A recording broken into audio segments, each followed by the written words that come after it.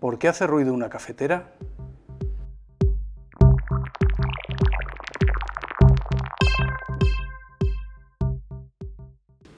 Solemos pensar que hervir es como todo a la vez, ¿no? Pero aquí estamos poniendo un calentador y una jarra de agua y vamos a ver que realmente eso que llamamos la ebullición es un fenómeno bueno, que tiene diversas partes y diversos momentos, ¿no? Sí, es mucho más local, efectivamente. Ocurre alrededor del elemento más caliente, que en este caso es la resistencia, y además, en la primera fase, las burbujitas que aparecen en la superficie de la resistencia caliente, empiezan a elevarse y vuelven a colapsar. Se vuelven otra vez a la fase líquido y además esa desaparición da un golpecito que es lo que hace el ruido.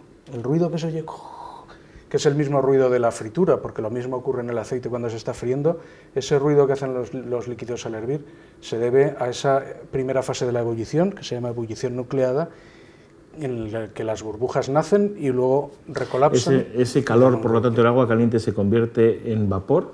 Efectivamente. Y vive poco, ¿no? Digamos que están naciendo y muriendo constantemente. Sí, porque después lo que hacen es transportar el calor de la parte donde está la resistencia a un poquito más arriba donde el líquido está más frío.